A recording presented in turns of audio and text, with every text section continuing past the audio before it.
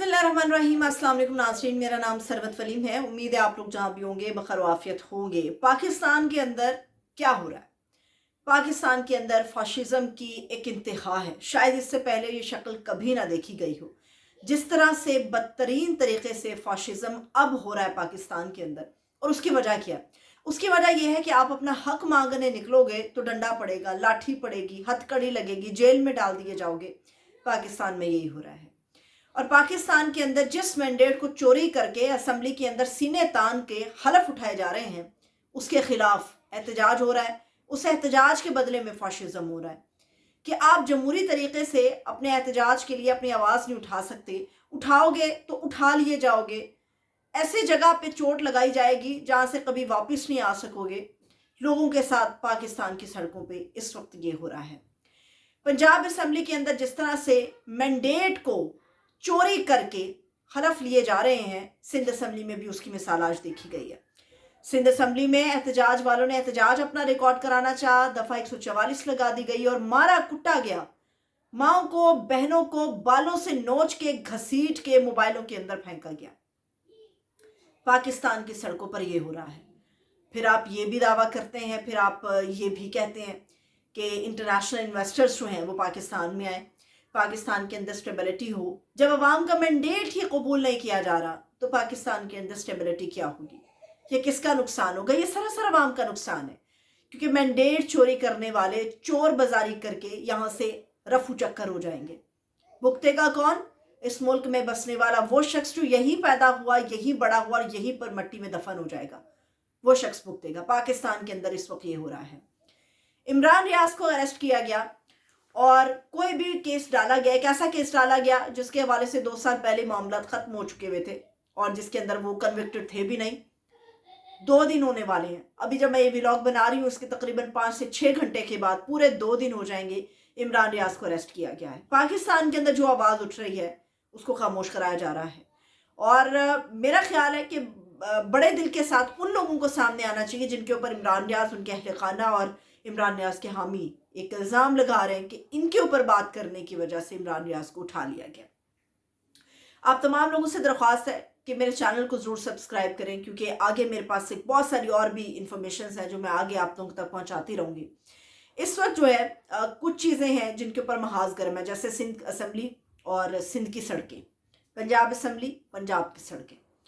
अच्छा, एक तो वोट चोरी करके, मैंडेट चोरी करके ये लोग असेंबलियों के अंदर पहुंच गए और जिन लोगों का मैंडेट चोरी हुआ है वो लोग छुपते फिर रहे हैं। असल फॉर्म 45 अगर दे दिए जाए तो मसला हल हो जाए। चलिए फॉर्म 45 को भी छोड़ देते हैं, अब आ जाते हैं कुछ आम चीज़ों के ऊपर। फॉर्म 45 तो एक तरफ है, उन लोगों को भी असेंबली में आने की इजाज़त नहीं दी जा रही जिनके साथ सपोर्ट है अवाम की। नेशनल असेंबली के अंदर बीइंग अपोजिशन लीडर शेर अफजल मरवत वहां पर क्या माहौल बनाएंगे ये उनके जाने से पहले पूरा पाकिस्तान जानता है। पूरा पाकिस्तान जानता है कि वो अपने अंदाज से जो माहौल बनाएंगे असेंबली का। पंजाब असेंबली के अंदर मरियम बीबी को उतार दिया गया और इसमें एक डूबियस, एक मशकूक किस्म की खामोशी है। मैं कहना चाहूँगी पीटीआई की तरफ से, जो सुन्नी इत्तेहाद कौंसिल में चले गए, उनकी तरफ से एक ऐसी खामोशी है जिसके ऊपर बात करनी चाहिए। पीटीआई का पंजाब में मैंडेट चोरी हुआ है मगर वहाँ खामोशी नज़र आ रही है।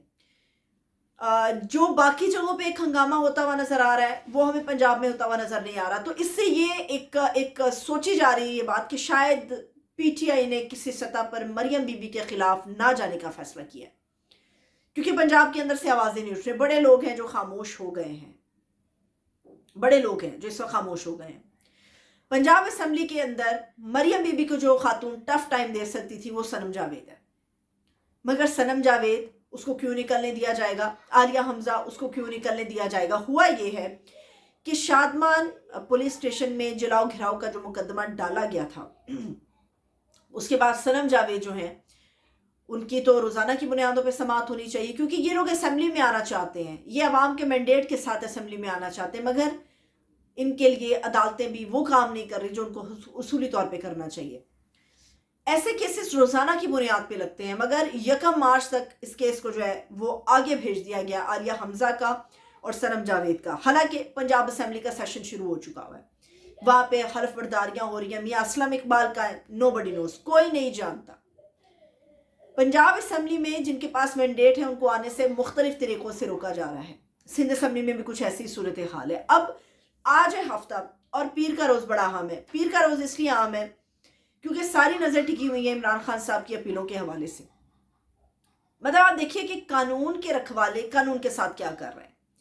اصولی طور پہ جسٹس عامر فاروق، جن پہ ہمیشہ پی ٹی آئی کو ریزرویشنز رہی ہیں، ہمیشہ یہ کہا جاتا رہا کہ ہمارے کیسز ان سے الگ کیے جائیں، مگر پھر سے جسٹس عامر فاروق صاحب کے اور جسٹس گل حسن اورنگزیب صاحب کے اوپر جو ہے ایک ڈویژنل بینچ بنا دیا گیا۔ اب یہ ڈویژنل بینچ ان اپیلوں پہ سماعت کرے گا جن میں توشہ خانہ ہے، سائفر ہے، اس میں شاہ محمود قریشی صاحب ہیں، عمران خان صاحب ہیں اور بشرا بی بی ہے۔ ہونا یہ چاہیے کہ جسٹس عامر فاروق صاحب کو اصولی طور پہ اس سے خود سے الگ کر دینا چاہیے، کیونکہ جب یہ معاملہ سپریم کورٹ کے اندر گیا تھا تو سپریم کورٹ کے جسٹس سردار طارق مسعود صاحب، یہ جو فیصلہ لکھا گیا تھا عمران خان کے خلاف توشہ خانہ اور دیگر معاملات کے اوپر، تو انہوں نے یہ بات کی تھی۔ انہوں نے کہا تھا کہ عامر فاروق صاحب نے، یہ اسلام آباد ہائی کورٹ نے سارا فیصلے کے اندر سب کچھ تو لکھ دیا ہے، بس اب تختے پہ لٹکانا باقی رہ گیا ہے۔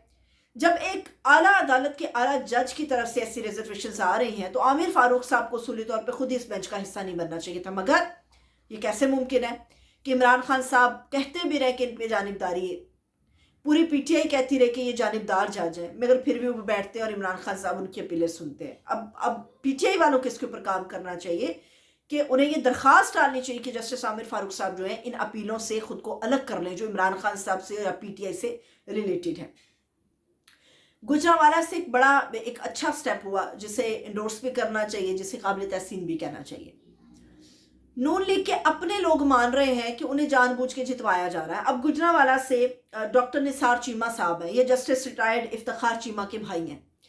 اب ڈاکٹر چیمہ صاحب جو ہیں، ڈاکٹر نثار چیمہ صاحب، ان کو جتوا دیا گیا، گجرانوالہ سے ان کو جتوا دیا گیا، مگر یہ کہتے ہیں میں ہارا ہوا ہوں، میں کیسے جیت اپنی تسلیم کر لوں۔ انہوں نے کہا کہ بھئی آپ کا نوٹیفیکیشن آ جائے گا، اور 21 گھنٹے تک ان کے کامیابی کے نوٹیفیکیشن کے اوپر تذبذب رہی۔ وہ کہتے رہے ہم جاری کر رہے ہیں، یہ کہتے میں قبول نہیں کروں گا۔ تو بڑے دل کا انہوں نے مظاہرہ کیا۔ اندر سے آوازیں ہیں کہ مینڈیٹ چوری ہو رہا ہے، اندر سے آوازیں ہیں، مگر اس کو ڈینائی کیا جا رہا ہے صرف اس لیے کہ پی ٹی آئی کا راستہ روکا جائے۔ اب پی ٹی آئی اپنا راستہ بحال کرنے کے لیے کسی طرف جا رہی ہے تو وہاں پہ سارے گلیڈیٹرز اتر گئے۔ اب یہ گلیڈیٹرز جو ہیں یہ کالمز کے ذریعے اپنا کام کر رہے ہیں۔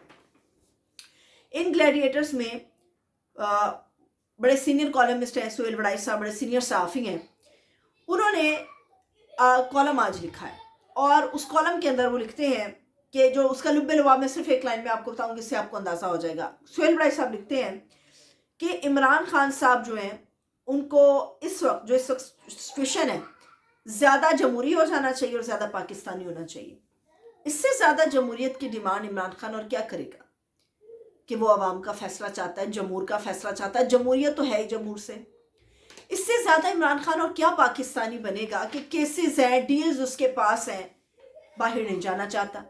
اس سے زیادہ وہ کیا پاکستانی بنے گا؟ اس سے زیادہ وہ کیا پاکستانی بنے گا کہ وہ بیرونی مداخلت کو اپنی جوتے کی نوک پہ رکھ رہا ہے؟ اس سے زیادہ کیا پاکستانی بنے گا؟ حسین حقانی جیسا آدمی وہ اپنا کالم تحریر کر رہا ہے۔ حسین حقانی کہتا ہے کہ پاکستان کے اندر اس وقت جو کرنٹ سچویشن ہے اس میں صاف نظر آ رہا ہے کہ اسٹیبلٹی نہیں ہوگی۔ اگر حسین حقانی یہ بات کر رہا ہے تو مان لیجئے کہ غیر ملکی انویسٹر پاکستان کے اندر نہیں آئے گا۔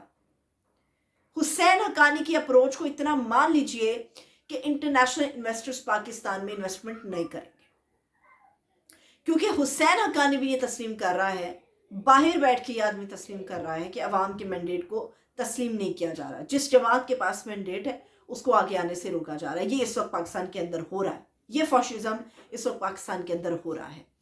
اب اس وقت عمران خان صاحب کے لیے اور ان تمام لوگوں کے لیے جو سنی اتحاد کونسل کا حصہ بن گئے ایک سب سے بڑی پریشانی ہے، اور وہ پریشانی یہ ہے کہ مخصوص نشستوں کے حوالے سے آج 26 ایسی نشستیں ہیں جن کے جو معاملہ ہے پی ٹی آئی کا، اور پنجاب کے اندر ابھی تک انہیں کوئی نوٹیفیکیشن نہیں ہوا۔ خیبر پختونخوا کے اندر جو مخصوص نشستیں آج باقاعدہ نوٹیفیکیشن سے الاٹ کر دی گئی ہیں، اس میں نون لیگ کو 2 کی گئی ہیں، جے یو آئی کو 2 کی گئی ہیں، پیپلز پارٹی کو 1 کی گئی ہے، سنی اتحاد کو کچھ نہیں ملا۔ اب ایک قانون جو ہمارے سامنے وہ یہ کہتا ہے کہ کوارم پورا ہونا چاہیے، سیٹیں سب کو ملنی چاہیے، جو جس جماعت کی جتنی سیٹیں اس کو ملنی چاہیے۔ اصولی طور پہ یہ 26 نشستوں کا معاملہ پی ٹی آئی کا ہے، مگر اس کو نہیں دی جا رہی۔ اگر مزید ایک ہفتہ یہ معاملہ ڈیلے ہو گیا تو بقول الیکشن کمیشن کے یہ جو مخصوص نشستیں ہیں ان کی بندربان دوسری سیاسی جماعتوں کے اندر کر دی جائے گی۔ تو پی ٹی آئی اس وقت بڑے مشکل حالات میں، اور ایسے مشکل حالات میں پی ٹی آئی کو سمجھداری کا تھوڑا سا مظاہرہ کرنا ہوگا، اور اس کے اندر ان کے اپنے لوگوں کو مظاہرہ کرنا ہوگا، کیونکہ اس وقت جو ہے یہ خبریں بڑی گرم ہیں کہ پی ٹی آئی کے اپنے اندر اختلاف ہے۔ بیرسٹر گوہر اور مروت صاحب کے اور علی ظفر صاحب کی ایک ڈفرنٹ سچویشن ہے۔ اس وقت شیر افضل مروت صاحب کو ایک باقاعدہ طور پہ پی ٹی آئی نے عمران خان صاحب کی طرف سے ایک شوکاز نوٹس جاری کر دیا ہے، جو انہوں نے بیرسٹر گوہر صاحب کے حوالے سے گفتگو کی ہے کہ وہ شاید اپنی رسپانسبلٹیز کو پورا نہیں کر پائے بہترین انداز میں، تو ان سے ناراض ہو کے عمران خان صاحب نے جو ہے وہ علی ظفر صاحب کو نامزد کیا تھا۔ یاد رہے کہ علی ظفر صاحب نے اس بات سے انکار کر دیا ہے کہ وہ بینگ اے چیئرمین آگے سروائیو کرنا چاہتے، کیونکہ وہ کہہ رہے ہیں کہ ان کی مصروفیات بہت زیادہ ہیں، تو کام کی مصروفیت کی وجہ سے وہ اتنی بھاری اور بڑی ذمہ داری نہیں اٹھا سکیں گے۔ یہ جو کنفرنٹریشن آپس میں چل رہی ہے، اگر یہ ختم ہوگی تو باہر آپ لوگ کام کر سکیں گے۔ اگر پی ٹی آئی کے اندر یہ مزاحمت کا سلسلہ جاری رہے گا تو دشمن اس پہ بغلیں بجائے گا، سیٹیاں بجائے گا۔ مجھے اجازت دیجیے، اپنا بہت سا خیال رکھیے، خدا حافظ۔